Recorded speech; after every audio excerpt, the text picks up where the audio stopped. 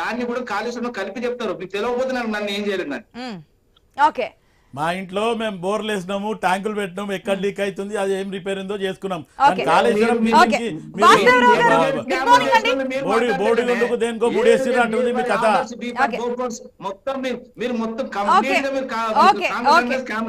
Okay, Vasudevarao గారు good morning అండి. వాసుదేవరావు గారు గుడ్ మార్నింగ్ సార్. లేదండి, మిమ్మల్ని చూస్తూ ఉన్నాం. అన్ని సమాధానం చెప్పడానికి కేంద్రంలో మీరే కదా అధికారంలో ఉంది. 1,00,000 కోట్ల అవినీతి జరిగిందని చెప్పి ఆరోపించింది మీరే కదా. మరి ఇప్పుడు ఏం చేస్తారనే దాని గురించి ఫైనల్ గా మీకు టర్న్ ఇచ్చున్నాం. 80,000 కోట్ల ప్రాజెక్ట్ 1,00,000 కోట్లు అంటారు. ఒక్క నిమిషం, వాళ్ళు చేసిన ఆరోపణే కదా. ఒక్క నిమిషం రామూర్తి గారు, వాసుదేవరావు గారు. అంటే ఒకటి రామ్మూర్తి గారు చెప్పేది చాలా హాస్యాస్పదంగా ఉంది. నవ్వండి మరి. నవ్వుతున్నామండి ఆల్రెడీ.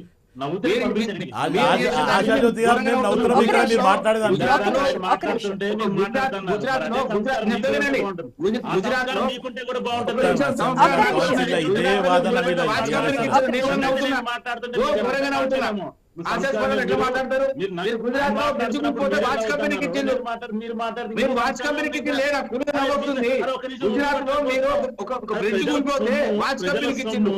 ఇదే వాదన దుర్వినియోగం చేసి ఓరియంట్ కంపెనీకి ఇచ్చిలే మీరు. వాచ్ కంపెనీకి వాచ్ కంపెనీకి ఇచ్చిల్లు. నాకు ఫుల్ నవ్వొస్తుంది. గుజరాత్ లో పెంచి కూలిపోతే వాచ్ కంపెనీ, ఓరియంట్ కంపెనీ. మళ్ళీ కూడా ఆరోగ్యం మంచిగా ఉంటుంది. హేళనగా నవ్వడం ఒకటి, జోక్ గా నవ్వడం. నేను హేళనగా నవ్వుతున్నా. ఓకే, వాసుదేవరావు గారు. ఆయన మాట్లాడేటప్పుడు ఎవరిని వస్తేనేమో ఆయన ఎగురుతున్నాడు. కనీసం ఒక మాట అనగానే కనీసం సంస్కృతి మీద పడుతున్నాడు. మరి మాట్లాడేది మరి నీ గురించి నేను బాగా గురించి మాట్లాడుతున్నాను. రిప్రజెంట్ చేస్తున్నాను.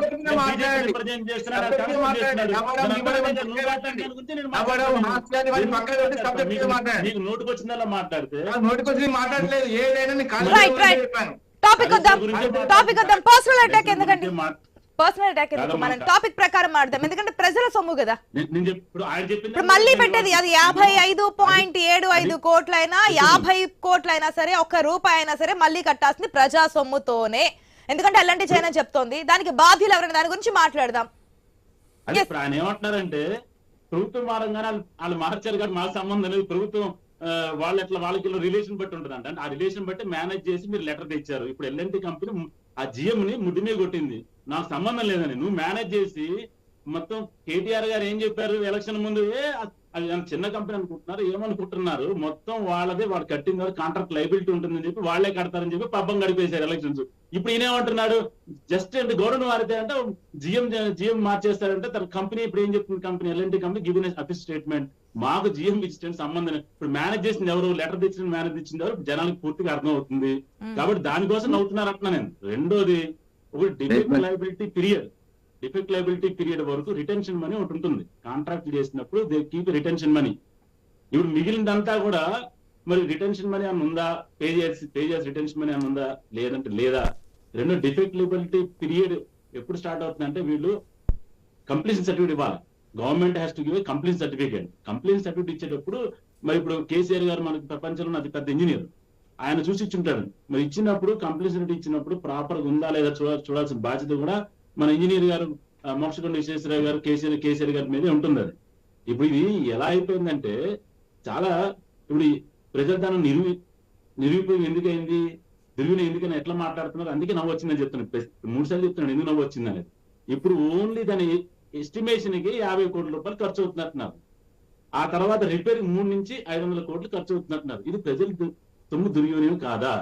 ఇంకొకటి, ఇప్పుడు ఒకటి చాలా సార్లు కేసీఆర్ గారు చాలా గర్వంగా చెప్పాడు, నేనే కూర్చొని మొత్తం డిజైన్ చేసిన.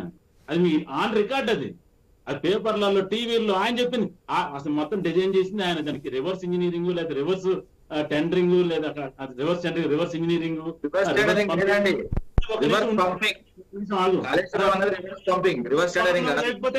మాట్లాడు. అరే మీరు ఒక నిమిషం సెన్సర్ ఉంచుకోండి, ఒక నిమిషం కంప్లీట్ నువ్వు ఎన్ని మాట్లాడు చెప్పండి, కాదనట్లేదు కదా. చెప్పండి. అరే ప్రజలు చూస్తారు లైవ్, నువ్వు నేను పక్కన మీ ఇంట్లో అవును, మాట్లాడండి, నేనే నువ్వెందుకు సరిగేస్తున్నా రివర్స్ టెండరింగ్ అంటే తప్పు అని చెప్తున్నా.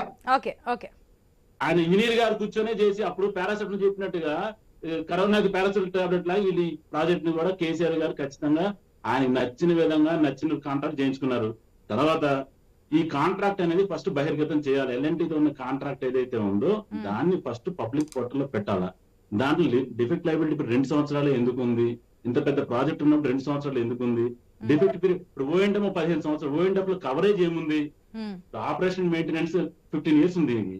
ఆ 15 years నువ్వే కట్టావు కాబట్టి ఎల్ఎన్టీ కట్టించుకున్నప్పుడు ఎల్ఎన్టీ ఆపరేషన్ మేనేజ్మెంట్ మెయింటెనెన్స్ చేస్తున్నప్పుడు ఈ 2 కాంట్రాక్ట్ బయట పెట్టండి, అప్పుడు సగం బయటపడతాయి. ఒక జిఎం తో చెప్పించేసి పబ్బం గడుపుకొని ఎలక్షన్స్ లో ఇప్పుడు ఆ జిఎం చెప్పిన సంబంధం ఎల్ఎన్టీ చెప్తుంది, కంపెనీ చెప్తుంది, వాడేవాడు చెప్పడానికి. జనరల్ గానే జిఎం ఇప్పుడు అసలు మంత్రులు చెప్తేనే లెక్కలేదు, లేదా చీఫ్ ఇంజనీర్ చెప్తే లెక్కలేదు, ఇప్పుడు ఏదో చెప్పేసి వాళ్ళకి లైబిలిటీ ఉంటుంది ఎల్ఎన్టీ చేసేదని చెప్పి పబ్బం గడుపుతుంది. ఇది మాత్రం దుర్మార్గం. ఇది ఓన్లీ అంతం కాదు, ఆరంభం మాత్రమే. దీని తర్వాత మీరు చూడండి ఇంకా చాలా బయటకు వస్తే ఈ 5 ఏళ్లలో మీరు ఆయన 80,000 కోట్లు 1,00,000 కోట్లు అన్నారు అంటే 80 కోట్లు అవినీతి ఒప్పుకుంటున్నారు. నాకు అర్థం కావట్లేదు. 80,000 కోట్లు కేంద్రంలో మీరే కదా అధికారంలో ఉంది, బీజేపీనే కదా. 1,00,000 కోట్లని ఆరోపణ చేసింది మీ పార్టీ నాయకులే కదా తెలంగాణ స్టేట్ లో. రాష్ట్ర నాయకుడు బండి సంజయ్ ఆయన యొక్క హయాంలో చెప్పినటువంటి మాటే కదా. ఈ కాళేశ్వరం ప్రాజెక్టు సంబంధించి కేసీఆర్ జైల్లో పెడతామని చెప్పిన మాట కూడా మీ నాయకులు చెప్పిందే కదా. మరి మీరెందుకు ఎటువంటి యాక్షన్ తీసుకోవట్లేదు? మీరు కేంద్రంలో అధికారం నుండి 9 సంవత్సరాలు అయింది, ఇది 10th year, హ్యాట్రిక్ కూడా మాదే అంటున్నారు. కేంద్రంలో మళ్ళీ 3వసారి మేము అధికారంలోకి వస్తామని చెప్తున్నారు. కాళేశ్వరం ప్రాజెక్ట్ లో 1,00,000 కోట్ల అవినీతి జరిగింది, ఏటీఎం లా మారింది అని చెప్పింది మీ పార్టీ నాయకులే కదా. బండి సంజయ్ రాష్ట్ర అధ్యక్షుడిగా ఉన్నప్పుడు పదే ప్రజలకు తీసుకొచ్చినటువంటి మాట ప్రజా సంగ్రామ యాత్రల పేరుతో. సో మేము తీసుకొస్తాము, బయట పెడతాము, ఇంత అవినీతిని ప్రజల ముందు ఉంచుతామని చెప్పారు. గవర్నమెంట్ కూడా మారిపోయింది, కానీ ఇప్పుడు వచ్చి ఎటువంటి బయట తీసుకొచ్చిన సిచ్యువేషన్స్ ఏం కనిపించలేదు కదా. ప్రాసెస్ ఉంటుంది, తప్పకుండా అవినీతి బయటకు వస్తుంది. అసలు ప్రకృతే బయటకు వచ్చి కుంగిపోతుంది. అది ఇప్పుడు ప్రకృతి సహకరించట్లేదు, మేం కాదు అసలు ఈ ప్రతిపక్ష పార్టీలో గవర్నమెంట్ బయటకు వచ్చి కుంగిపోయింది. ఇప్పుడు ఎవరైతే దానికి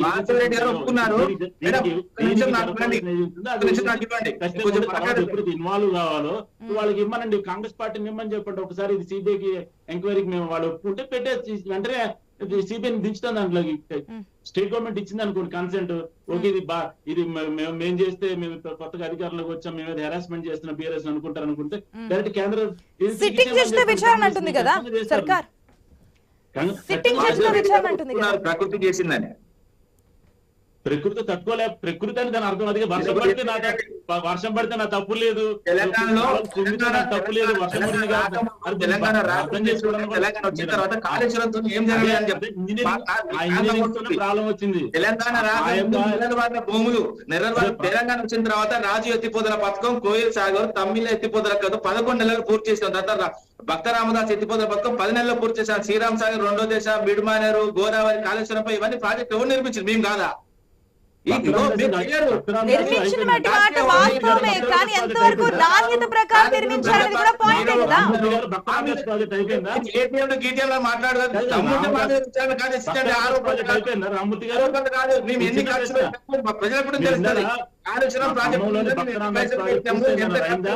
దమ్ముంటే పెట్టండి, ఆరోపణలు కాదు. దమ్ముంటే ఆరోపణలు పెట్టి కేంద్రంలో మీద రాష్ట్రంలో వాటిని ఆరోపణ పెట్టండి. ఆరోపణలు ఎవరేం చేస్తాడు ఇట్లా కూర్చొని? ఆరోపణలు కాదు, మీరు మా మీద విచారణ కానిచ్చించండి.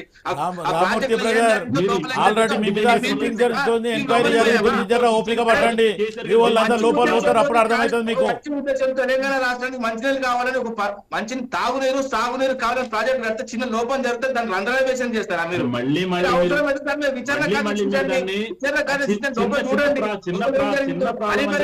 ఉన్నాయి, దుర్మార్గం. ఎలక్షన్స్ చాలా ఉన్నాయని దుర్మార్గం. చిన్న ఎక్కడ నుంచి కాదు అది. అక్కడ ఈ అసెస్మెంట్ కి 50 కోట్ల రూపాయలు ఎవరు ఒక్క మీ ఒక్క సొమ్మ, రోజులో మీ అయ్య సొమ్మ, ఒక్క రోజులో ఎవరి సొమ్మ? ఒక్క రోజులో 50 ఇచ్చేది కోట్ల కోట. అసెస్మెంట్ కి ఒక్క రోజులో ఇచ్చేది కోట. 300 కోట్లు అమ్మ. అవుతుందంటే చిన్న సమస్య జరిగి మీకు యాంకర్ మేడం ఒక్క నిమిషం ఉండండి. ప్రజల ఒక్క రోజు ఇచ్చేది కోట. ఏ విధంగానే ఒక్క రోజు ఇచ్చేది కోట. ఆలోచన ఉన్నారు కాబట్టి ఎవరికైనా కూడా ఒక 500 కోట్ల ప్రజాధనం చాలా చిన్న బడ్జెట్ సమస్య మీకు. దుర్వినియోగం కాదండి, రిపేర్ రామ్మూర్తి గారు 500 కోట్ల అరే మీ దగ్గర ప్రజల గుజరాత్ లో బ్రిడ్జ్ కూలిపోయింది, గుజరాత్ లో బ్రిడ్జ్ కూలిపోయింది, గుజరాత్ లో బ్రిడ్జ్ ఒక్క నిమిషం ఆగి రాష్ట్ర ప్రభుత్వం మీద ఎందుకు ఒక్క పెట్టాలి? నిమిషం ఆగండి, ఒక్క నిమిషం ఆగండి వాద్యరావు గారు, ఒక్క నిమిషం ఆగండి వాద్యరావు. మీరు గుజరాత్ లో చాలా కూలిపోయినాయి, బ్రిడ్జిలు కూలిపోయినాయి. అవి కూలిపోతే అక్కడ మనం రిపేర్ చేయడానికి మళ్ళీ రిపేర్ చేయడానికి డబ్బులు కడితే దాని ప్రజాధనం దుర్వినియోగమా?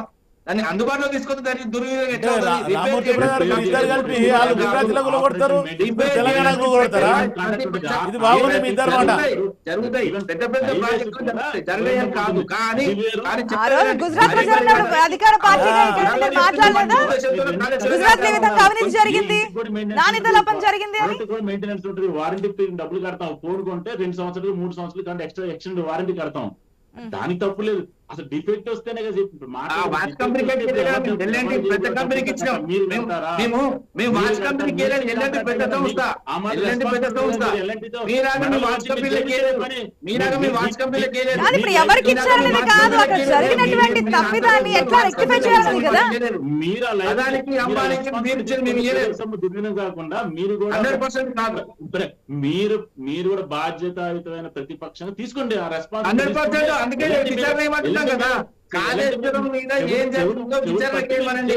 ఎలక్షన్ ముందు ఎందుకు ఉంటుందో విచారణ చేయమనండి. దుర్మార్గం అంటే విచారణ ఏమంటున్నాం మేము? పెద్దలు మన చెప్పినట్టు వారు చెప్పినట్టు కూడా అక్కడ ఓన్లీ డైరెక్ట్ లాస్ కాకుండా ఇండైరెక్ట్ లాస్ కూడా దాంట్లో ఉంటుంది.